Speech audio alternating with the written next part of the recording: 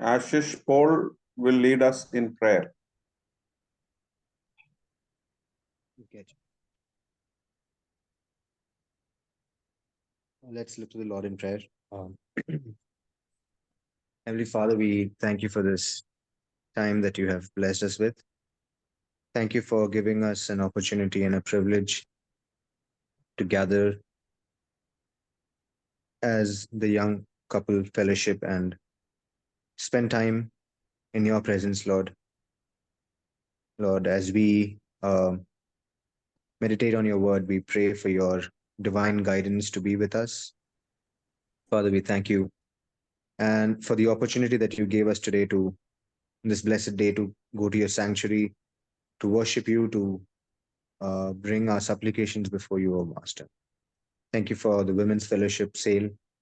Thank you for the success that you have given them. We pray that you continue to be with them in their future plans and the proceedings for the year. Lord, that everything that they do may be a blessing, Lord. We pray for our young couple fellowship and the youth, Lord Jesus.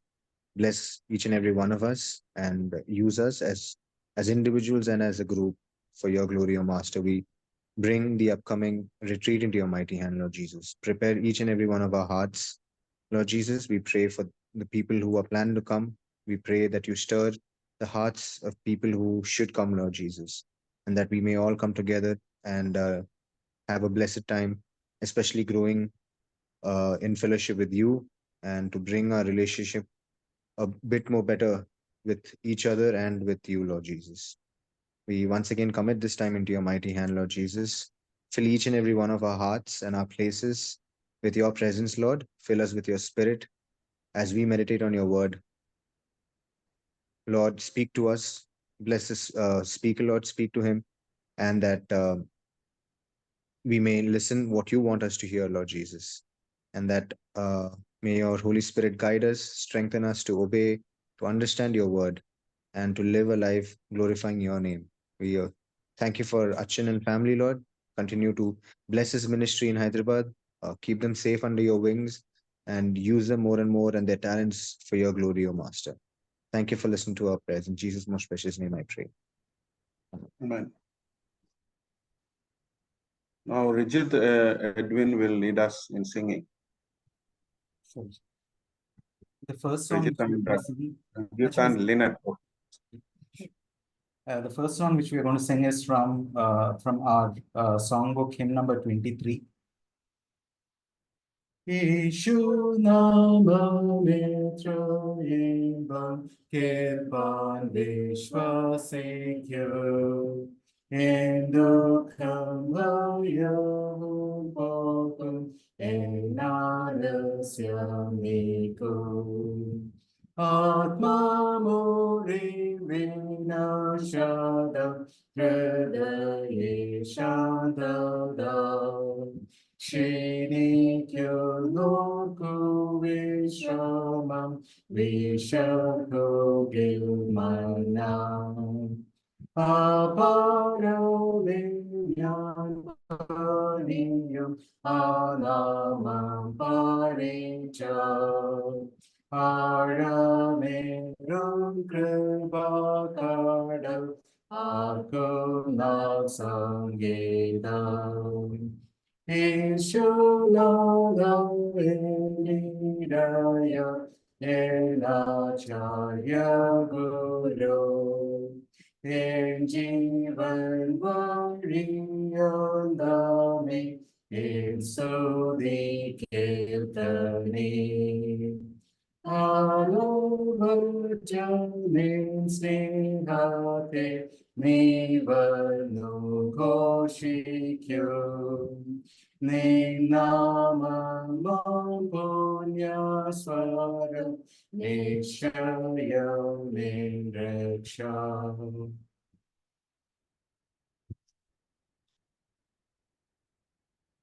The next song which we are going to sing is from from Sacred Songs and Solos. It is song number 208. It is basically the English version of hymn number 19, if I'm not wrong. So Praise Him, Jesus, our blessed Redeemer. Sing, O earth, His wonderful love proclaim. Hail, hail, hail, hail, highest archangels in glory. Strength and honor give to His holy name. Like the shepherd, Jesus will guard His children. In His arms He carries them all day long. Praise Him, tell of His excellent greatness. Praise Him, ever in joyful song. Praise Him, Jesus our blessed Redeemer. Heavenly portals, loud with hosannas ring. Jesus, Savior, reigneth forever and ever. Crown Him, prophet and priest and king. Christ is coming, over the world victorious. Power and glory unto the Lord belong. Praise Him, tell of His excellent greatness. Praise Him, ever in joyful song. Thank you, sir.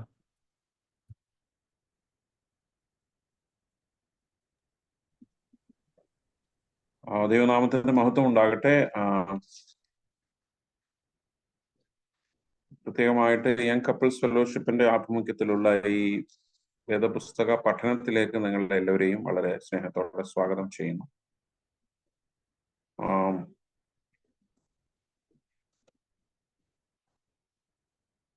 I was not able to attend the last session in full because of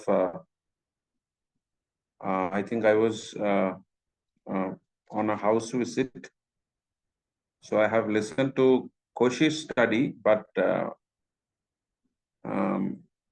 at 9:30, then I think I just logged out, and I was not able to listen to what was explaining. I was listening to Koshi last time. Koshi വളരെ systematic ആയി, വളരെ prepared ആയി, വളരെ അനലിറ്റിക്കലായി, ക്രിട്ടിക്കലായി ഒരു പഠനം കഴിഞ്ഞ പ്രാവശ്യം നടത്തി. So I just want to thank Koshi for setting the tone for our Bible study, especially as we study on Galatians. Galatians is normally known as Paul's Magna Carta of his gospel. പൗലോസിന്റെ സുവിശേഷത്തിന്റെ ഒരു പ്രധാനപ്പെട്ട അതിന്റെ Magna കാർട്ടയ എന്നാണ് സാധാരണ ഗലാത്യ ലേഖനത്തെ പൊതുവെ അറിയപ്പെടുന്നത്. Because that is where we see the summary of Paul's gospel. Of course, normally it is scholarly summarized as the abridged version of Romans epistle. Roma ലേഖനത്തിന്റെ ഒരു abridged version ആണ് ഈ ഗലാത്യ ലേഖനം എന്ന് പൊതുവെ പണ്ഡിതന്മാരെ അഭിപ്രായപ്പെടുന്നുണ്ട്. So because in Romans is an extensive epistle or letter, but Galatians is not very extensive, not very complicated. But we can listen to the emotions of Paul in Galatians. At times we are not simply reading, or he was not simply writing. Of course, there is an opinion that it was not perfectly or completely written by Paul himself. Paulos അത് script ചെയ്തിട്ട്, അതുകൊണ്ടാണ് at the end of chapter 6 verse 11 പറയുന്നത്, so I have written it on my own hand. ചില സന്ദർഭങ്ങളിൽ the apostles used to employ the scribes to copy, to write down their letters. Sorry, I was just telling the other way. Galatians-നെ കുറിച്ച് പറയുന്നത് this was completely solely written by Paul. And therefore we see, or we observe Paul is getting emotional at times in terms of his addressing, in terms of his explanations, in terms of his advice, invocations. Sometimes he move into a mood of rebuke, or a kind of using hard words, hard languages, in order to describe the state of the church of Galatia. പൗലോസിനെ വളരെ വികാര വിക്ഷോഭനായിട്ടാണ് നമ്മൾ ഈ ലേഖനത്തിൽ പൊതുവെ കാണുന്നത്. So there is another opinion is that this is one of the ഒരുപക്ഷെ പൗലോസിന്റെ ഒരു വൈകാരിക ലേഖനങ്ങളിൽ ഒന്നാണ് ഇത് എന്ന് വേണമെങ്കിൽ പറയാം. ഒരു ഇമോഷണൽ എപ്പിസോഡാണ്. Paul is getting emotional. Paul is getting emotional because of the state of the church of Galatia. Galatia സഭ പൗലോസ് സ്ഥാപിച്ച സഭയാണ്. പൗലോസിന്റെ ഒരു പ്രവർത്തനം കൊണ്ട് സ്ഥാപിക്കപ്പെട്ട ഒരു സഭയാണ്. പൊതുവെ എന്താണ്, ഒരു ജെന്റൈൽ നേച്ചർ ഉള്ള, ജെന്റൈൽ ഇൻഫ്ലുവൻസ് ഉള്ള, ബാക്ക്ഗ്രൗണ്ട് ഉള്ള, യഹൂദേതരമായ നോൺ ജൂയിഷ് ബാക്ക്ഗ്രൗണ്ട് ഉള്ള ഒരു ചർച്ചാണ്. But very soon after, നമുക്കറിയാം പൗലോസ് സഭ സ്ഥാപിച്ച് കുറെ നാൾ അവിടെ ശുശ്രൂഷയൊക്കെ ചെയ്തതിനു ശേഷം then he moved to other place, and he will definitely hand over the church, the overseas, to some other people, his apostles or his allies, his friends, his disciples, maybe some local leaders. But since the church does not have the close contact with the Apostle Paul, there would be this kind of different influences, cultural influences, പലതരത്തിലുള്ള കർത്താവായ യേശുക്രിസ്തുവിന്റെ സുവിശേഷത്തെ സംബന്ധിച്ചുള്ള സാംസ്കാരികമായിട്ടുള്ള cultural interpretations അതിലേക്ക് കടന്നുകൂടുകയും അതിന്റെ ഒരു പൗലോസ് അവരെ പ്രബോധിപ്പിച്ച ഒരു ട്രൂ, പ്യുവർ, അൺപൊല്യൂട്ടഡ് ആയിട്ടുള്ള ഒരു സുവിശേഷം അവരുടെ പ്രവർത്തനത്തിലേക്ക് വരുന്ന സമയത്ത് getting diluted, getting cultured, and getting watered down. അപ്പൊ അതിനോടുള്ള പൗലോസിന്റെ ഒരു സങ്കടം, ഒരു വിഷമം, ഇങ്ങനെ പെട്ടെന്ന് ഈ സഭ പൗലോസ് അവരെ പഠിപ്പിച്ച സുവിശേഷത്തിൽ നിന്ന്, അതിന്റെ ഒറിജിനാലിറ്റിയിൽ നിന്ന്, അതിന്റെ ക്രക്സിൽ നിന്ന്, when the church has been slipped away from the crux of the gospel of Christ, especially the church in Galatia, Paul becomes emotional. In the first chapter, he was trying to in the entire Galatians, Paul is trying to attempt or establish two things. One is he is trying to establish himself as an apostle of Jesus, of Christ.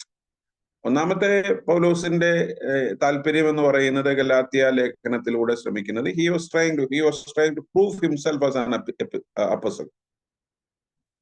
താനൊരു അപ്പോസ്തലനാണ്, കർത്താവിന്റെ അപ്പോസ്തലനാണ് എന്ന് സഭയെ ബോധ്യപ്പെടുത്താൻ. That was one of the accusation made against Paul, because he was not part of the disciples community of Jesus. യേശു കർത്താവിന്റെ ശിഷ്യ സമൂഹത്തിന്റെ ഭാഗമായിരുന്നില്ല. കർത്താവിന്റെ കൂടെ ഉള്ളവരെ ആണല്ലോ സാധാരണ അപ്പോസ്തലന്മാരെന്ന് പറയുന്നത്, ശിഷ്യന്മാരെ. He was not part of them, and not only that, he was not only part of that, rather he was a persecutor of the church. So when the persecutor becoming the propagator, of course, and പെട്ടെന്ന് പൗലോസ് പീഡകനായിരുന്ന പൗലോസ് ഒരു പ്രചാരകനായി സുവിശേഷകനായി മാറുന്നു. അത് മാത്രമല്ല, ശിഷ്യന്മാർ പ്രസംഗിക്കുന്ന സുവിശേഷത്തിൽ നിന്നും വ്യത്യസ്തമായ ഭാഷയിൽ, ശൈലിയിൽ, ചിന്തയിൽ പൗലോസ് സുവിശേഷം പറയും. സ്വാഭാവികമായിട്ടും usually normally, so his identity was questioned because of the nature of his gospel. പൗലോസ് പ്രസംഗിച്ച സുവിശേഷത്തിന്റെ ഒരു രീതി, ഒരു സവിശേഷത കൊണ്ടാണ് his apostleship was questioned. So first part of his project in writing Galatians was to establish himself as the apostle of God. അതുകൊണ്ടാണ് first chapter he is telling that, see, his calling is not from any disciples. Any disciples are not his patron. Rather, his calling is directly from God or through Jesus. ഒരുപക്ഷെ ശിഷ്യന്മാർക്ക് ഉണ്ടായതിനേക്കാളൊക്കെ in-depth ആയിട്ടുള്ള ഒരു വലിയ experience, ഒരു intimate experience with the resurrected lord, Damascus experience, പൗലോസ് അപ്പോസ്തലൻ 1-ാം അധ്യായത്തിൽ എക്സ്പ്ലെയിൻ ചെയ്യുന്നുണ്ട്. How he was called to be a disciple, or he was called by Jesus or Christ to be his disciple or to be his apostle. So he is telling to Galatians that, see, I am not anyone's ally. I was not anyone's chamcha. See, ഞാൻ എൻ്റെ ഈ പറയുന്ന ശിഷ്യന്മാരുടെ ഒന്നും disciple, അവരുടെ ഒന്നും കീഴിൽ പണിയെടുത്ത ശിപ്പായി ഒന്നും അല്ല ഞാൻ. I was called directly by our Lord Jesus Christ in a miraculous experience. അത് തന്റെ അസ്തിത്വത്തെ, തന്റെ ഐഡന്റിറ്റിയെ ഡിഫൈൻ ചെയ്യാനും എസ്റ്റാബ്ലിഷ് ചെയ്യാനുമാണ് പൗലോസ് അപ്പോസ്തലനായ എക്സ്പീരിയൻസ് നറേറ്റ് ചെയ്യുന്നത്. സെക്കൻഡ് എന്ന് പറയുന്നത്, he is trying to establish the nature of his gospel. What is his gospel? എന്താണ് തന്റെ സുവിശേഷത്തിന്റെ അതിന്റെ summary, the content of his gospel, the feature of his gospel, the nature of his gospel. So these are the two projects that Paul carry out in the entire epistle of Galatians. But these two projects are carried out with a specific context of Galatians. Galatia സഭയുടെ സവിശേഷമായ ഒരു കോണ്ടെക്സ്റ്റിലാണ്. Context എന്ന് ഞാൻ നേരത്തെ പറഞ്ഞ the gospel which Paul preached was watered down or was diluted or was corrupted by cultural influencers. ഒരു Judaistic party, Jewish religious rituals, circumcision, അതുപോലെയുള്ള Jewish അനുഷ്ഠാനങ്ങൾ, ആചരണങ്ങൾ, ഒബ്സർവൻസസ് ഓഫ് ലോ ഈ സുവിശേഷത്തിന്റെ ഒരു പാർട്ടായി, അഡൻഡമായി, അവരുടെ ഒരു സോഷ്യൽ ലൈഫിന്റെ, റിലീജിയസ് ലൈഫിന്റെ ഭാഗമായി അവതരിപ്പിച്ച, പ്രസന്റ് ചെയ്ത ഒരു കമ്മ്യൂണിറ്റി, ഒരു ടീം. അതിനെക്കുറിച്ച് ഇപ്പൊ കുറച്ചുകൂടി വ്യക്തമായിട്ട് നമുക്ക് കാണാൻ ഈ ഒരു സെക്കൻഡ് ചാപ്റ്ററിലേക്ക് വരുമ്പോൾ Paul is trying to name some of that tendencies, some of that parties that has that was trying to put pressure on the Christians in Galatians. ഈ chapter 2 പ്രധാനമായിട്ടും 3 കാര്യങ്ങളാണുള്ളത്. See, when I say it is through three things are happening, or three major, we can divide this text into this chapter into 3 major portions. One is from almost first chapter 1 to 10. In 1 to 10, we see Paul's visit to Jerusalem. പൗലോസിന്റെ യെരുശലേം സന്ദർശനമാണ്. That is his second visit to Jerusalem after his conversion to Christianity. ഒരു ക്രിസ്ത്യാനിറ്റിയിലേക്കുള്ള തന്റെ മാനസാന്തരത്തിന് ശേഷമുള്ള പൗലോസിന്റെ 2ാമത്തെ visit ആണ്. ഒരുപക്ഷെ പൗലോസിന്റെ ദമാസ്കസ്, അത് ആ സംഭവമാണ് Paul is explaining in the first 10 verses. രണ്ടാമത്തെ ഭാഗം എന്ന് പറയുന്നത് from 11 to 14 we see a direct confrontation with Peter. പൗലോസുമായിട്ടുള്ള ഒരു public confrontation in Antioch. So the first is in Jerusalem, the second is in Antioch. In the light of these two incidents, from 15 to 21, Paul is trying to explain the nature and the content of his gospel. നേരത്തെ പറഞ്ഞ ആദ്യ Jerusalem ഇൻസിഡന്റിന്റെയും ആന്റിയോക്ക് ഇൻസിഡന്റിന്റെയും പശ്ചാത്തലത്തിൽ പൗലോസ് എന്താണ് തന്റെ സുവിശേഷം, അല്ലെങ്കിൽ എന്താണ് യഥാർത്ഥത്തിലുള്ള ക്രിസ്തുവിന്റെ സുവിശേഷം, ഏത് സുവിശേഷമാണ് കർത്താവ് പൗലോസിനെ പ്രസംഗിക്കുവാൻ, ലോകത്തെ പഠിപ്പിക്കുവാനായിട്ട് ഏൽപ്പിച്ചിരിക്കുന്നത് എന്ന് കൃത്യമായി ഡിഫൈൻ ചെയ്യുന്നു. So I think in this one, I believe, see, the second is the most significant thing, where Paul directly confront and correct Peter. പത്രോസിനെ പൗലോസ് വിമർശിക്കുകയും പത്രോസിന്റെ തെറ്റ് ചൂണ്ടിക്കാണിക്കുകയും പത്രോസിനെ തിരുത്താൻ ശ്രമിക്കുകയും ചെയ്യുന്നു എന്നുള്ളതാണ്. അതാണ് that is the public event happened. അപ്പൊ അതിന്റെ കോണ്ടെക്സ്റ്റിലാണ് ഈ 15 മുതൽ 21 വരെയുള്ള വാക്യങ്ങളിൽ പൗലോസ് സുവിശേഷത്തിന്റെ കണ്ടന്റിനെ കുറിച്ച് പറയുന്നത്. അപ്പോൾ എന്താണ് 1 മുതൽ 10 വരെയുള്ള വാക്യങ്ങളുടെ പ്രസക്തി എന്താണ് എന്നുള്ളത് തീർച്ചയായിട്ടും ഒരു ചോദ്യമാണ്. അത് വളരെ പ്രസക്തമാണ്. കാരണം രണ്ടാമത്തെ ആന്റിയോക്ക് ഇൻസിഡന്റിലേക്ക് വരുന്നതിന് തീർച്ചയായിട്ടും ഈ ജെറുസലേം ഈവന്റ് വിസിറ്റ് വളരെ പ്രധാനപ്പെട്ടതാണ്. നമുക്കറിയാം ഈ ഗലാത്യ ലേഖനത്തിലൊക്കെ പൗലോസ് തന്റെ ഒരു മിഷണറി യാത്രകളും മിനിസ്റ്റീരിയൽ ജേർണിയും ഒക്കെ he is trying to recollect. താൻ എന്താണ് ചെയ്തത്, എന്തൊക്കെയാണ് തന്റെ പിൽക്കാല ജീവിതത്തിൽ സംഭവിച്ചത് എന്നുള്ളതിനെ കുറിച്ചൊക്കെ he is trying to recapture his ministerial journey. എങ്ങനെയാണ് താൻ ജെറുസലേം ചർച്ചുമായി, ജെറുസലേം ചർച്ച് ലീഡേഴ്സുമായിട്ട് how did he relate with them. Jerusalem leadership, പ്രത്യേകിച്ച് ജോൺ, പീറ്റർ, ജെയിംസ് പോലെയുള്ള the pillars, the inner circle. നമ്മൾ ആ സുവിശേഷത്തിലേക്ക് വരുമ്പോൾ അവിടെ നമുക്ക് കാണുന്നുണ്ട്. ഇവരൊക്കെയാണ് കർത്താവായ യേശുക്രിസ്തുവിന്റെ ശിഷ്യന്മാരിൽ പ്രധാനികൾ. സ്വാഭാവികമായിട്ടും ആദിമ സഭയിലെ പ്രധാനികളായി, ലീഡേഴ്സ് ആയിട്ട് നമുക്ക് കാണാൻ കഴിയുന്നതും ഇവരെയാണ്. സുവിശേഷങ്ങൾ നമ്മളത് കാണുന്നുണ്ട്.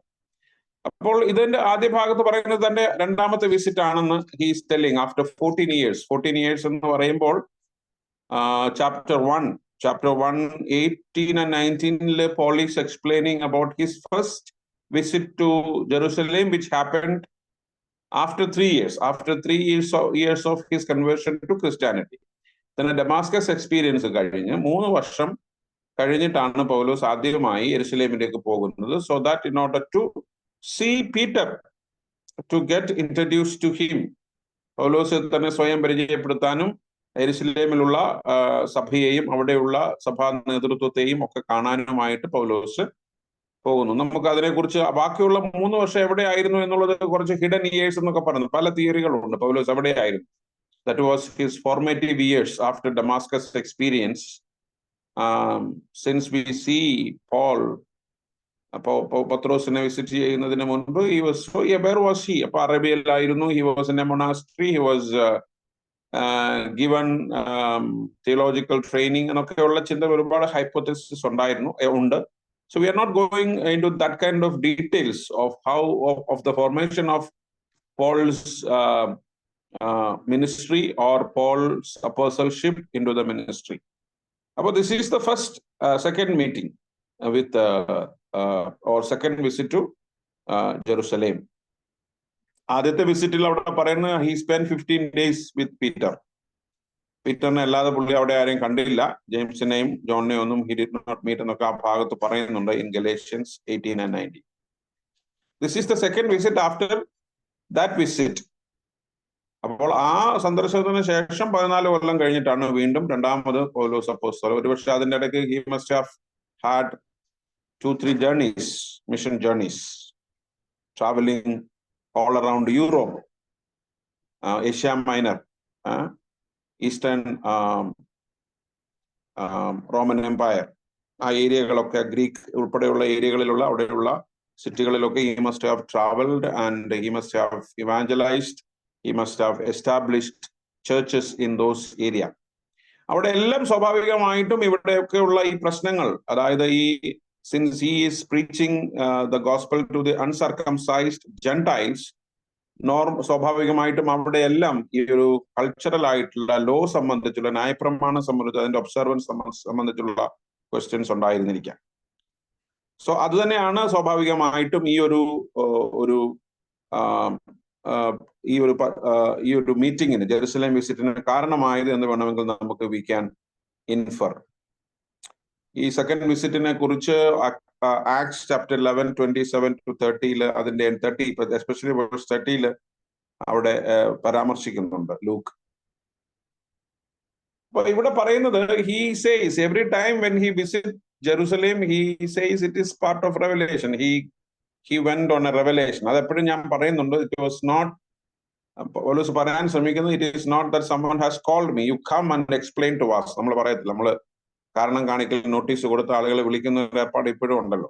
എന്തെങ്കിലുമൊക്കെ പറഞ്ഞു കഴിഞ്ഞാൽ അയച്ച് നോട്ടീസ് കൊടുത്തിട്ട് നമ്മൾ അവിടെ പോയി പിന്നെ നമ്മൾ എന്താണെന്നുള്ളത് നമ്മൾ ബോധിപ്പിക്കണം, എക്സ്പ്ലെയിൻ ചെയ്യണം. ഞങ്ങളുടെയൊക്കെ അച്ഛന്മാരുടെ സർക്കിളിൽ അങ്ങനെ ഒരു പരിപാടി എന്നുള്ളത്, നിങ്ങൾ നമ്മുടെ സഭയിൽ ഒരു കുഴപ്പം കാണിച്ചാൽ നമ്മുടെ ഡയസിസിൽ നമുക്ക് നോട്ടീസ് വരും, നമ്മൾ അവിടെ ചെന്ന് നമ്മൾ അതിന്റെ കാരണങ്ങൾ അവരെ ബോധിപ്പിക്കണം. ബോധ്യപ്പെടത്തില്ല നമ്മൾ എന്ത് പറഞ്ഞാലും, കാരണം ബോധ്യപ്പെടാനല്ല നമ്മളെ വിളിക്കുന്നത് എന്നുള്ളതാണ് ആ വിളിയുടെ ഏറ്റവും വലിയ രസകരമായ കാര്യം. നമ്മൾ എന്ത് പറഞ്ഞാലും അവിടെ കേൾക്കത്തില്ല, അത് വേറൊരു വിഷയം, പക്ഷെ അതൊരു ചടങ്ങാണ്.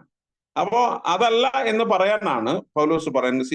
I went by a revelation, അല്ലെ, I went up by revelation. So not according to the summons of Jerusalem leaders, but the direction of God. Only the direction of God. Paul follows the directions of God, not the demands of the leaders. പൗലോസ് പറയാൻ ശ്രമിക്കുന്ന ഒരു കാര്യം അതാണ്. 2-ാം അധ്യായത്തിൽ വളരെ emphatic ആയിട്ട് പറയുന്നത് തന്നെ, ജെറുസലേം വിസിറ്റ് എന്ന് പറയുന്നത് അതാരും എന്നെ വിളിച്ചിട്ട് പോയതല്ല, എന്നെ അങ്ങോട്ട് വിളിപ്പിച്ചതല്ല. It is not that I was summoned, but I went by the direction of God. So that in that sense he is trying to establish his autonomy.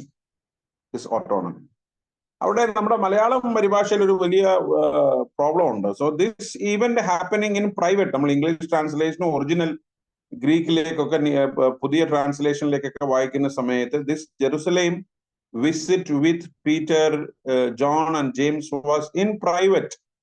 This was A private meeting, private conversation with Jerusalem leaders. And ഈ ഒരു ഭാഗം നമ്മുടെ മലയാളം ട്രാൻസ്ലേഷനിനകത്ത് കൃത്യമായിട്ട് കൊടുത്തിട്ടില്ല.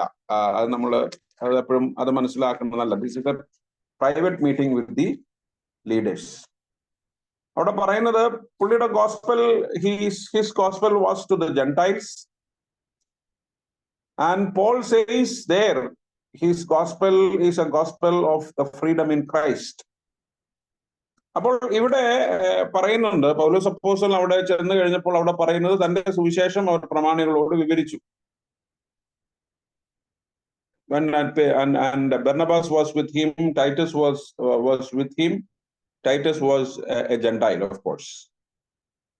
So the question was about the circumcision. So the gospel and the circumcision, the gospel and the law. അവിടെ പറയുന്നുണ്ട്, പൗലോസ് പറയുന്ന issue എന്ന് പറയുന്നത് there was a group. അവിടെ പറയുന്നത് ഇങ്ങനെയാണ്, നുഴഞ്ഞു വന്ന കള്ള സഹോദരന്മാർ. അതൊരു വളരെ രസകരമായ ഒരു പ്രയോഗമാണ്. സ്പൈ, ഫാൾസ് ബ്രദേഴ്സ്, അല്ലെ, അങ്ങനെ ഒരു വാക്കാണ് അവിടെ പറയുന്നത്. സ്പൈ അങ്ങനെ ഒരു വാക്കാണ് തോന്നുന്നു അവിടെ പറയുന്നത്. Yes, secretly brought in.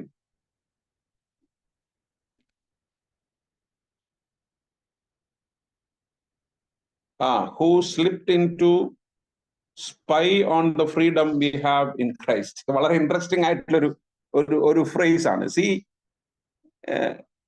ഈ സുവിശേഷകന്മാരിലും ഇങ്ങനെ കുറെ സ്പൈകൾ ഉണ്ടെന്നാണെന്ന് തോന്നുന്നു അതിനൊരു സാധ്യത, അല്ലെ? അങ്ങനെ വായിച്ചു നോക്കിയിട്ട് എനിക്ക് അങ്ങനെ തോന്നുന്നു. ഈ സ്പൈ എന്ന് പറയുന്നൊരു വാക്ക് അത് നമ്മൾ അത്ര നന്നായിട്ട് ഉപയോഗിക്കുന്നതല്ല. സ്പൈസ് എന്താ പറയുന്നത്? ഒറ്റുകാരെന്നൊക്കെ പറയല്ലേ, ഒളിഞ്ഞു നോട്ടക്കാർ, കുറ്റം കണ്ടുപിടിക്കാൻ ഉള്ളവർ. സ്പൈസ് എന്നൊക്കെ പറഞ്ഞു കഴിഞ്ഞാൽ അപ്രോച്ചിങ് വിത്ത് റോങ് ഇന്റൻഷൻസ്. ഇതൊരു വലിയ പ്രശ്നമാണ്. നമുക്ക് ആദിമസഭയിലെ കാര്യം തന്നെയാണ്. Evangelist working against the evangelist, apostles working against the apostles. അപ്പൊ നമ്മളിത് ഈ പരിപാടി ഇപ്പൊ തുടങ്ങിയതൊന്നും അല്ല എന്ന് നമ്മൾ മനസ്സിലാക്കണം. From the beginning of the gospel itself this problem was there. Every time we are confronted with the spy works. So they wanted to integrate their interest, their cultural interest. അപ്പൊ പൗലോസ് അത് വളരെ കൃത്യമായിട്ട് ആദ്യമേ തന്നെ പറയുന്നു. So but they were not, submitted themselves to their spy work. അവരുടെ സമ്മർദ്ദത്തിനോ അവരുടെ ഇത്തരത്തിലുള്ള നുഴഞ്ഞു NOTA പ്രവർത്തനങ്ങൾക്കോ he was not part of it. They were not submitted to them. So but ഇവിടെ ഈ സാൽവേഷനെ കുറിച്ച്, രക്ഷയെ കുറിച്ച്, സുവിശേഷത്തെ കുറിച്ച് വളരെ കൃത്യമായ ഒരു നിർവചനം തരുന്നുണ്ട്. Paul's gospel is the gospel of freedom in Christ. ക്രിസ്തുവിലുള്ള സ്വാതന്ത്ര്യത്തിന്റെ സുവിശേഷം എന്ന് പൗലോസ് ഈ സുവിശേഷത്തെ നിർവചിക്കാൻ ശ്രമിക്കുന്നു. So he understood salvation as freedom in Christ. പൗലോസ് ഇവിടെ സുവിശേഷത്തെയും രക്ഷയെയും മനസ്സിലാക്കുന്നത് ക്രിസ്തുവിലുള്ള സ്വാതന്ത്ര്യം എന്നുള്ളതാണ്. അതുകൊണ്ട് തന്നെ വളരെ കൃത്യമായി ഇത്തരത്തിലുള്ള പ്രതിപ്രവർത്തനങ്ങളെ, എതിർ പ്രവർത്തനങ്ങളെ പൗലോസ് എതിർത്തിട്ടുണ്ട്. രണ്ടാമത്തെ കാര്യം, ഈ ഒരു കോണ്ടെക്സ്റ്റിന്റെ ഉള്ളിൽ എന്താണ് സംഭവിക്കുന്നതെന്ന് ചോദിച്ചു കഴിഞ്ഞാൽ, and the apostle, the Jerusalem leadership was compelled to distribute the evangelistic task. നമുക്ക് അവിടെ പറയുന്നുണ്ട്, അതായത് Paul was entrusted with the gospel for the uncircumcised, and Peter was entrusted with the gospel for the circumcised. Gospel for the uncircumcised was entrusted to Paul, and gospel for the circumcised was entrusted to Peter. See, the task, the evangelistic task was distributed. See, ഇത് നമ്മൾ പഠിക്കേണ്ട ഒരു, നമ്മുടെ മിനിസ്ട്രിയിൽ distribution of task, distribution of responsibilities, and both these assignments are equally treated. There is no difference. അതായത് പത്രോസ് ഈ യഹൂദന്മാരോട് സുവിശേഷം പറയുന്നത് കൊണ്ട് പുള്ളിക്കൊരു ഹൈ സ്ഥാനമൊന്നുമില്ല. പൗലോസ് യഹൂദേതരരായവരോട് സുവിശേഷം പറയുന്നത് കൊണ്ട് പുള്ളിക്ക് കുറവുമില്ല. അവിടെ ഒരു ഈക്വാലിറ്റി ഉണ്ട്. ഒന്ന്, there should be equality in difference. വ്യത്യസ്തതകളിൽ പലതരത്തിലുള്ള ശുശ്രൂഷകളും സേവനങ്ങളും ഒക്കെ നമ്മൾ സഭയിലും സമൂഹത്തിനും ഒക്കെ ചെയ്യുമ്പോൾ അത് നമ്മളുടെ ഒരു റെസ്പോൺസിബിലിറ്റിയുടെ ഷെയറിംഗ്, ഡിസ്ട്രിബ്യൂഷന്റെ ഭാഗമാണ്. ആൻഡ് അതൊരു ഹൈറാർക്കി വെച്ചിട്ടല്ല, ആളും തരമൊക്കെ നോക്കി നമ്മൾ അങ്ങനെ ഡിസ്ട്രിബ്യൂട്ട് ചെയ്യുന്നില്ല. That is A wrong way of distribution. അവിടെ തന്നെ പറയുന്നുണ്ട്, അതിന്റെ ഇടയിൽ they were given the fellowship, the hand in fellowship in the ministry. പക്ഷേ along with that നമ്മളവിടെ കാണുന്നത്, Paul was entrusted with an additional ministry. ഒരു പക്ഷെ ഒരു ഇവാഞ്ചലിസ്റ്റിക് മിനിസ്ട്രിയേക്കാൾ ഒരു അഡൻഡമായിട്ട്, അഡീഷണൽ മിനിസ്ട്രി ആയിട്ട് നമുക്ക് കാണാൻ കഴിയുന്നത് to remember the poor. അതിന്റെ അർത്ഥം to help the poor. So for Paul, evangelism and charity was together. രണ്ടും ഒന്നായിരുന്നു. സുവിശേഷീകരണത്തിനോടൊപ്പം തന്നെ ഈ പ്രയാസം അനുഭവിക്കുന്നവരെ, കഷ്ടം അനുഭവിക്കുന്നവരെ. ഇപ്പൊ പൗലോസിനെ കുറിച്ച് പൊതുവെ പറയുന്നത്, നമ്മുടെ സുവിശേഷത്തിൽ അല്ലെ വേദപുസ്തകത്തിൽ നമ്മൾ ആദ്യം കാണുന്ന ഫണ്ട് റൈസർ എന്നാണ്. യെരുശലേമിലെ കഷ്ടത അനുഭവിക്കുന്ന, ദാരിദ്ര്യം അനുഭവിക്കുന്ന ഈ സഭയെ ഒക്കെ സഹായിച്ചിരുന്നത്, മറ്റുള്ള ഈ എഫെസോസ്, ഗലാത്യ പോലെയുള്ള ഈ ഗ്രീക്ക് സിറ്റീസിലെ ചർച്ചസ്, അവിടുത്തെ ആളുകളൊക്കെ കൺവേർട്സ് ഒക്കെ വെൽത്തി ആയിരുന്നു. അവരുടെ ഇടയിലാണ് പൗലോസ് അപ്പോസ്തലൻ സേവനം ചെയ്തത്. നമുക്കറിയാം Jewish community in first century, especially the people who have accepted Christ were from the poor background. ചിലരൊക്കെ ഒഴിച്ചാൽ എല്ലാവരും വളരെ താഴ്ന്ന സാമൂഹിക സാമ്പത്തിക അവസ്ഥയിൽ നിന്ന് വന്നവരാണ്. അതുകൊണ്ട് തന്നെ സ്വാഭാവികമായിട്ടും മറ്റുള്ളവരുടെ സഹായം അവർക്ക് ആവശ്യമായിരുന്നു. പൗലോസ് അതിന്റെ അഡ്വക്കേസിയും അതിന്റെ ഒരു അവർക്ക് വേണ്ടിയിട്ട് ധനം ശേഖരിച്ച് പല ഭാഗങ്ങളിലൊക്കെ നമ്മൾ കാണാൻ, അപ്പോസ്തല പ്രവൃത്തിയിലൊക്കെ 11-ാം അധ്യായത്തിലും 30-ാമത്തെ വാക്യത്തിലും നമ്മളത് കാണാനായിട്ട് സാധിക്കുന്നുണ്ട്. So Paul and his team was entrusted with this ministry of, collecting money from the cities, rich congregations, churches, for the support of the poor. ഒരർത്ഥത്തിൽ അത് പൗലോസ് അപ്പോസ്തലനെ ഫലമേൽപ്പിക്കുകയാണ്. സോ അപ്പൊ കാരണം അന്നത്തെ സാഹചര്യത്തിൽ Jerusalem church was people from the lower strata. നമ്മൾ അപ്പോസ്തല പ്രവൃത്തി 2-ാം അധ്യായത്തിൽ നമുക്ക് വായിക്കുന്നത് നമുക്ക് കാണാനായിട്ട് സാധിക്കും. And they were in A lower sustenance ലെവലിൽ ആയിരുന്നു. അപ്പോൾ along with the gospel, Paul was given the additional responsibility of charity. അത് because of his contact with the city congregations. താൻ സ്ഥാപിച്ച നഗരങ്ങളിലുള്ള സഭകളിലോടുള്ള പൗലോസിന്റെ സ്വീകാര്യത കൊണ്ട്, അവരോടുള്ള കണക്ഷൻസ് കൊണ്ട് അത് കുറച്ചുകൂടെ പോസിബിൾ ആയതുകൊണ്ട് that responsibility also was entrusted on Paul. So this is the summary of the first 10 verses. 11 തൊട്ട് ഉള്ള വാക്യങ്ങളിൽ നമ്മൾ കാണുന്നത്, ഞാൻ നേരത്തെ പറഞ്ഞൊരു that was a private discussion, private conversation, private delegation, private interaction, private entrusting between the leaders of Jerusalem and Paul, Barnabas and Titus. But from 11 to 14 we see a direct confrontation. അത് പത്രോസുമായിട്ട്. കാരണം അവിടെ നാം കാണുന്ന അന്തോക്യയില് പത്രോസ് അപ്പോസ്തലൻ വന്ന സമയത്ത് he was okay. അപ്പോസ്തലൻ 10-ാം അധ്യായത്തിലൊക്കെ വായിക്കുന്ന സമയത്ത് പത്രോസ് ആദ്യം ജെന്റൈൽസിന്റെ ഇടയിൽ സുവിശേഷം പറയാൻ ബുദ്ധിമുട്ടുണ്ടാവുന്നു, അവിടെ ഒരു ദുപ്പട്ടി ഇറങ്ങുന്ന ഒരു വിഷനൊക്കെ ഉണ്ടാവുന്നു, നമുക്ക് അതെല്ലാം കണ്ടാണോ. So then Peter started to work with the Gentiles, and he was in agreement with Paul also in his ministry, and that we see here in the first part of this private meeting with them. But when Peter came to Antioch, he was doing the same thing. നമുക്കറിയാം ഈ അന്നത്തെ ആദിമസഭ എന്നൊക്കെ പറയുന്നത് എപ്പോഴും ഒരു mix കമ്മ്യൂണിറ്റിയാണ്. അവരുടെ ഈ ആരാധന, അതോടൊപ്പമുള്ള ഒരു മീൽ ഗ്യാതറിങ്സ്, ഈ കമ്മ്യൂണിയൻ എന്നൊക്കെ നമ്മളിപ്പോ പറയുന്ന ഈ മെമ്മോറിയൽ മീൽ അന്ന ഒരു ഫുൾ മീലാണ്, അതൊരു ഭക്ഷണമാണ്. അതൊക്കെ എല്ലാവരും ഒരുമിച്ചിരുന്ന് കഴിച്ചാണ്. പക്ഷെ ഇതിന്റെ ഇടയ്ക്കാണ് ജെയിംസ് പാർട്ടി എന്ന് പറഞ്ഞത്, നമുക്കറിയാം circumcision party has come there. they pressurized Peter. അപ്പൊ സ്വാഭാവികമായിട്ട് സംഭവിച്ചത് എന്താന്ന് ചോദിച്ചാല്, he was not ready to share the table with the Gentiles. അതായത് ഈ നേരത്തെ നമ്മൾ ഈ പറയുന്ന ഇതിന്റെ വേറൊരു പ്രോബ്ലമാണ് നമ്മൾ കൊരിന്ത്യ ലേഖനത്തിലേക്ക് നമുക്ക് കാണാനായിട്ട് പറ്റുന്നത്. So he stayed back, and this has offended Paul. ശരിയായ സുവിശേഷം അറിഞ്ഞിട്ട് അത് മനസ്സിലാക്കിയിട്ട് Paul, under the peer pressure, Peter. So Paul calls this as a hypocrisy, and Peter was under social pressure. Peter was compelled by the cultural communities, cultural baggage. So Paul is trying to correct Peter. Sometimes, see, we need to correct the leaders in order to correct the problems. ഇതാണ് പൗലോസ് ചെയ്യുന്നത്. നമ്മുടെ ചില പ്രശ്നങ്ങൾ പരിഹരിക്കപ്പെടണമെങ്കിൽ നമുക്ക് മിക്കപ്പോഴും നമ്മുടെ പ്രമുഖരായിരിക്കുന്നവരെ നമുക്ക് correct ചെയ്യേണ്ടി വരും. കാരണം ഈ പ്രമുഖരും പ്രശ്നങ്ങളും തമ്മിൽ ബന്ധപ്പെട്ടിട്ടുണ്ട്. ഇത് തന്നെയാണ് പ്രശ്നം. പത്രോസ് പോയപ്പോൾ സ്വാഭാവികമായിട്ടും ബർന്നബാസും അവിടെയാണ് പ്രശ്നം.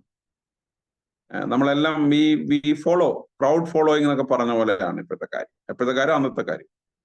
So and this Antioch incident is another example of the Peter, പത്രോസ് അങ്ങനെ ഇവിടെ ഭാഗത്തും പൂർണ്ണമായിട്ട് മാറിയിട്ടില്ല എന്ന് വേണമെങ്കിൽ നമുക്ക് പറയാം. He still succumb to the pressures. നമ്മൾ അറിയാം, കർത്താവായ യേശു ക്രിസ്തുവിന്റെ ഒറ്റുകൊടുക്കപ്പെട്ട രാത്രിയിലും he was pressurised by the, അല്ലേ, ഈ സാഹചര്യങ്ങളുടെ സമ്മർദ്ദത്തിൽ പത്രോസ് വീണുപോയ ആളാണ്. ഇവിടെയും സാഹചര്യങ്ങളുടെ സമ്മർദ്ദത്തിൽ പത്രോസ് വീണു പോകുന്നു. But when you read, go to പത്രോസിന്റെ ലേഖനങ്ങളിലേക്ക് പോകുമ്പോൾ നമുക്കറിയാം പൗലോസ് അപ്പോസ്തലൻ പറഞ്ഞ കാര്യങ്ങളെല്ലാം പത്രോസ് അഫേം ചെയ്യുന്നു. Peter's high regard for Paul, 2 Peter 3:15-16 പൗലോസിനെ കുറിച്ച് വളരെ വളരെ പുകഴ്ത്തി അപ്രീഷിയേറ്റ് ചെയ്ത് പൗലോസ് അപ്പോസ്തലൻ പറയുന്നു. അത് മാത്രമല്ല, പത്രോസിന്റെ സുവിശേഷത്തിനെ കുറിച്ച് പറയുന്ന സമയത്ത് 1 പീറ്റർ 1:10, 13:4-10, 1 പീറ്റർ 1:2 ഇതിലെല്ലാം പൗലോസ് ഇവിടെ പറയുന്നത് തന്റെ സുവിശേഷത്തിന്റെ അതേ അംശം തന്നെയാണ് പത്രോസ് അവിടെ പറയുന്നത്. So this confrontation has in fact corrected maybe Peter എന്ന് വേണമെങ്കിൽ നമുക്ക് പറയാം. But Paul publicly confronted Peter. നമുക്ക് ചിലപ്പോൾ നമ്മുടെയൊക്കെ മിനിസ്ട്രിയില്, നമ്മുടെയൊക്കെ ശുശ്രൂഷയില് we need a private conversation, but when improprieties are happening in public, അതിനെ നമുക്ക് പ്രൈവറ്റ് ആയിട്ട് കൺഫ്രണ്ട് ചെയ്യാൻ ഒക്കത്തില്ല. So sometimes we have to public speak openly, and Paul is speaking openly against the attitude of Peter. വലിയ ആളാണ്, പ്രബലനാണ്, ശക്തനാണ്, പിൻഗാമികളൊക്കെ ഉള്ളതാണ്. പക്ഷേ and Paul is daring to challenge Peter. അതിനുശേഷമാണ് from 15 to 21 we see ഈ ഒരു 2 കോണ്ടെക്സ്റ്റിനെ വെച്ചിട്ട് പൗലോസ് തന്റെ സുവിശേഷത്തെ കുറിച്ച് ആണ് പറഞ്ഞു. It's a contradiction between law and faith. ക്രിസ്ത്യാനിറ്റിയിൽ ന്യായപ്രമാണത്തിന്റെ ആചരണമില്ല. അത് സർക്കംസിഷൻ ഉൾപ്പെടെയുള്ള, it's not the work of the law, it is purely faith in Christ. Faith in Christ characterized by love and grace of God. അവിടെ കൃത്യമായിട്ട് പറയുന്നു, ദൈവത്തിന്റെ കൃപയിലും കർത്താവിന്റെ സ്നേഹത്തിലും ആണ് നമ്മുടെ വിശ്വാസം, ക്രിസ്തീയ വിശ്വാസം, ക്രിസ്തുവിലുള്ള വിശ്വാസം ഉറപ്പിക്കപ്പെട്ടിരിക്കുന്നത്. Not the ritualistic works of the law. അതാണ്, അതായത് വെറും കർമ്മങ്ങളല്ല, ന്യായപ്രമാണത്തിന്റെ ആചാരപരമായ കർമ്മങ്ങളിലോ പ്രവർത്തനങ്ങളിലോ അല്ല, മറിച്ച് സ്നേഹത്തിലും ദൈവത്തിന്റെ കൃപയിലുമാണ്. അതാണ് അതിന്റെ 20ാമത്തെ വാക്യത്തിൽ വളരെ കൃത്യമായി. Verse 20 is commonly known as the summary or the nature of Paul's gospel. 2:20 ജീവിക്കുന്നത് ഞാൻ, ഇനി ജീവിക്കുന്നത് ഞാനല്ല, ക്രിസ്തു അത്രേ എന്നിൽ ജീവിക്കുന്നു. ഇപ്പോൾ ഞാൻ ജഡത്തിൽ ജീവിക്കുന്നതോ എന്നെ സ്നേഹിച്ച് എനിക്ക് വേണ്ടി തന്നെത്താൻ ഏൽപ്പിച്ചു കൊടുത്ത ദൈവപുത്രങ്കലുള്ള വിശ്വാസത്താൽ അത്രേ ജീവിക്കുന്നു. പൗലോസിന്റെ സുവിശേഷം എന്ന് പറയുന്നത് ഇതാണ്. പൗലോസിന്റെ സുവിശേഷം എന്ന് പറയുന്നത് ക്രിസ്തുവിലുള്ള വിശ്വാസമാണ് പൗലോസിന്റെ സുവിശേഷം, not the observance of the law including circumcision. അപ്പോൾ ഈ ഭാഗത്ത് നിന്ന് നമുക്ക് മനസ്സിലാക്കാൻ കഴിയുന്ന കാര്യങ്ങൾ എന്താണ്? 3 കാര്യങ്ങളുമായിട്ട് ബന്ധപ്പെട്ട് നമുക്ക് പറയാനായിട്ട് സാധിക്കുന്നത്, നമ്മൾ പ്രൈവറ്റായിട്ട് പറയേണ്ട കാര്യങ്ങൾ പ്രൈവറ്റായിട്ട് പറയണം. We need to have private conversations, we need to have public engagements, but at the same time we should have strong convictions on the gospel of Christ. സുവിശേഷത്തെ സംബന്ധിച്ച് വളരെ കൃത്യമായ ബോധ്യങ്ങൾ നമുക്ക് ഉണ്ടാകേണ്ടത് ആവശ്യമാണ്. ഈ 3 കാര്യങ്ങളാണ് ഗലാത്യ ലേഖനം 2-ാം അധ്യായത്തെ ആസ്പദമാക്കി എൻ്റെ ചുരുക്കത്തിലുള്ള പഠനത്തിൽ നിന്നും എനിക്ക് മനസ്സിലാക്കാനായിട്ട് സാധിച്ചു. ഞാൻ ഇവിടെ അവസാനിപ്പിക്കുന്നു. എന്തെങ്കിലും നിങ്ങൾക്ക് ആഡ് ചെയ്യാനോ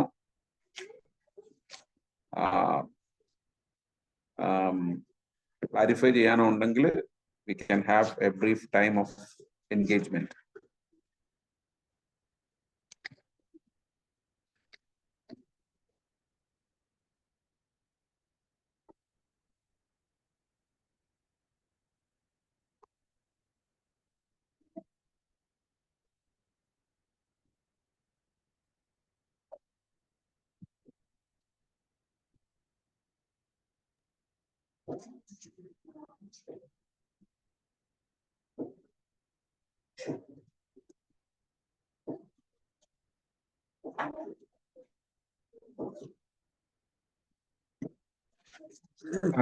ക്വസ്റ്റ്യൻസും ഡൗട്ടും ഒന്നും ഇല്ലെന്ന് തോന്നുന്നു സാർ.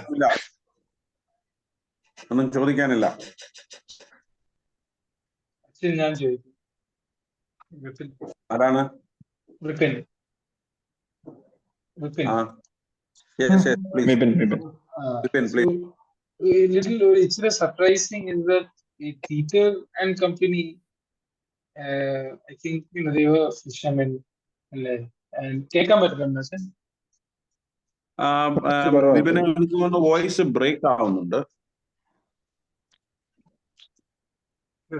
പീറ്റർ ആൻഡ് ടീം അവര് ഫിഷർമെൻ ആണ് ആയിരുന്നു.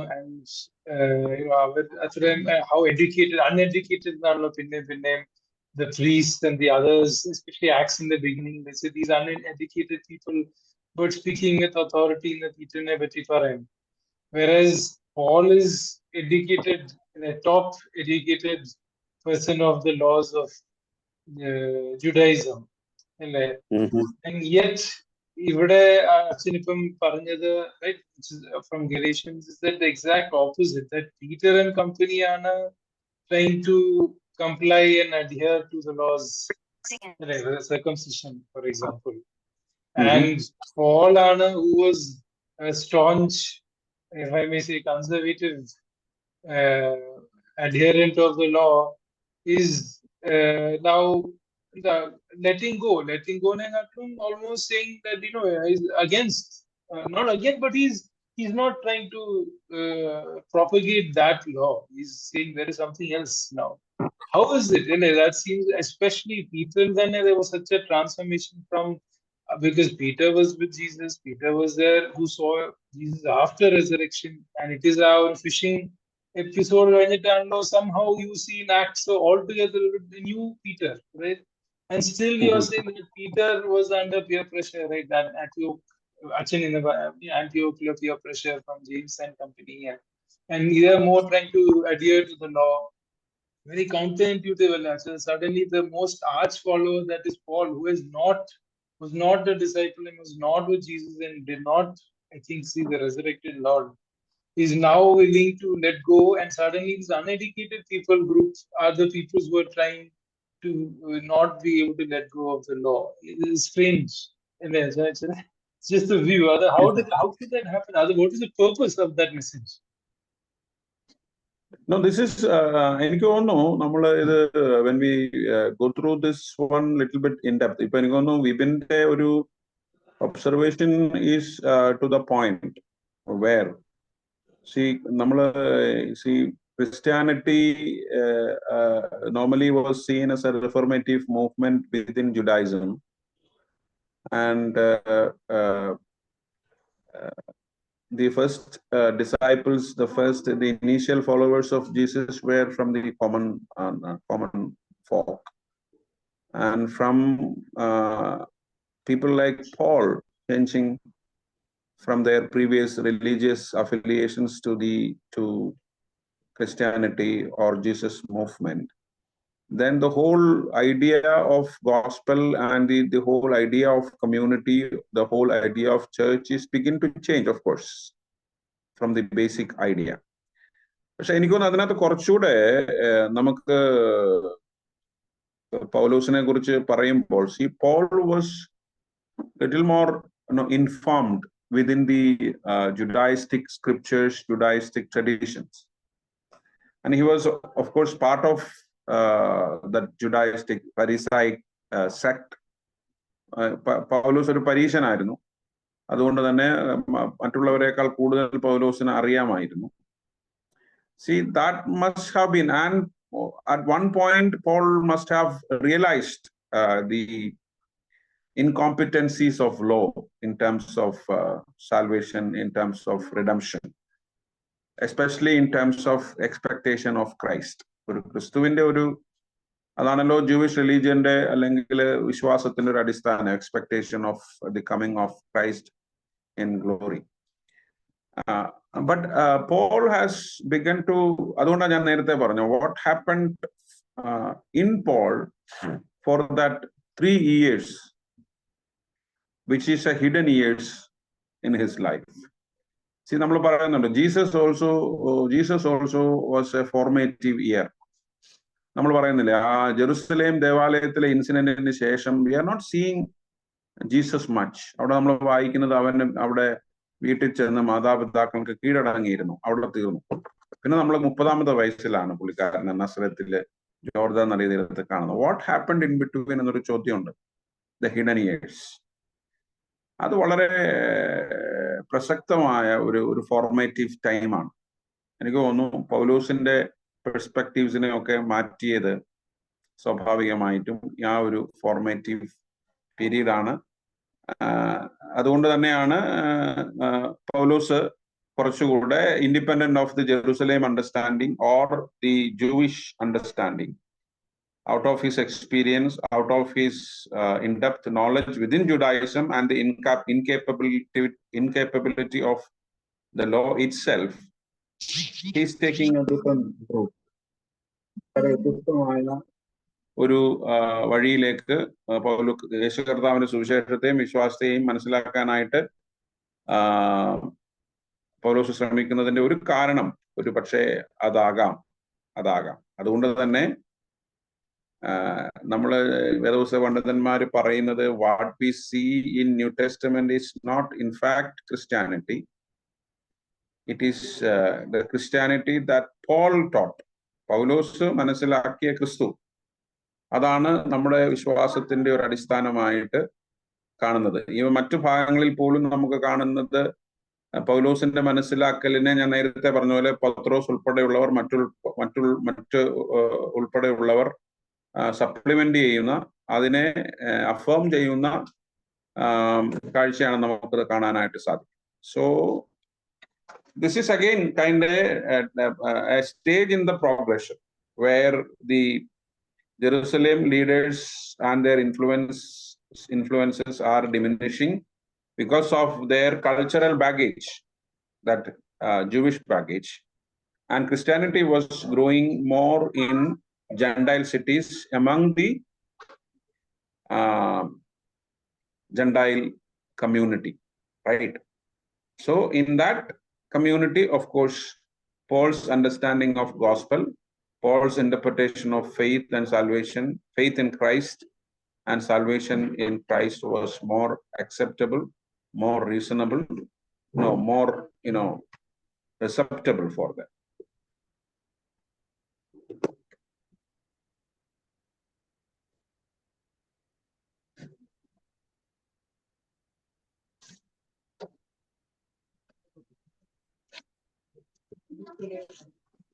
Any other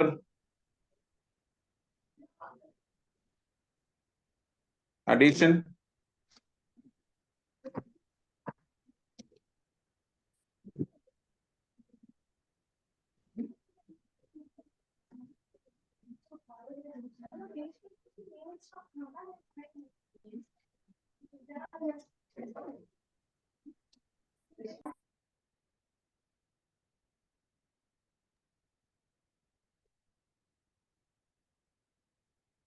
വേറെ ആർക്കെങ്കിലും എന്തെങ്കിലും ചോദിക്കാനുണ്ടോ?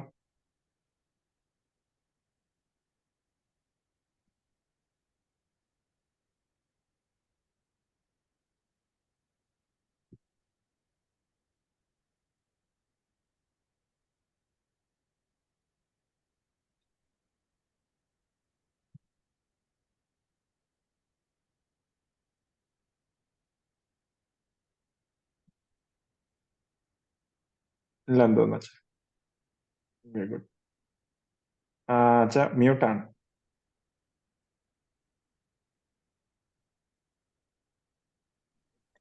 So shall we wind up then? Yeah, okay. Okay, നമുക്ക് നാം പ്രാർത്ഥിച്ച് അവസാനിപ്പിക്കാം. പങ്കെടുത്ത എല്ലാവരോടുമുള്ള നന്ദി അറിയിക്കും, പ്രാർത്ഥിക്കാം. ദൈവമായ കർത്താവേ, ഞങ്ങളുടെ സ്വർഗ്ഗസ്ഥ പിതാവേ, അനുഗ്രഹീതമായ രാത്രിക്കായി ഞങ്ങൾ നന്ദി അർപ്പിക്കുന്നു. പല സ്ഥലങ്ങളിൽ ഇരുന്നുകൊണ്ട് ഇപ്രകാരം ഞങ്ങൾക്ക് ഒരുമിച്ച് കൂടുവാനും വേദപുസ്തകം പഠിക്കുവാനും തന്ന സാഹചര്യത്തിനായിട്ട് സ്തോത്രം. കർത്താവെ, ഞങ്ങൾക്ക് നൽകപ്പെട്ടിരിക്കുന്ന വേദപുസ്തകത്തെയും വചനത്തെയും ഒക്കെ ആഴത്തിൽ മനസ്സിലാക്കുവാൻ കർത്താവെ, ഞങ്ങളുടെ വിശ്വാസം, പ്രത്യേകിച്ച് ഞങ്ങളുടെ സഭ, ഞങ്ങളുടെ സഭയുടെ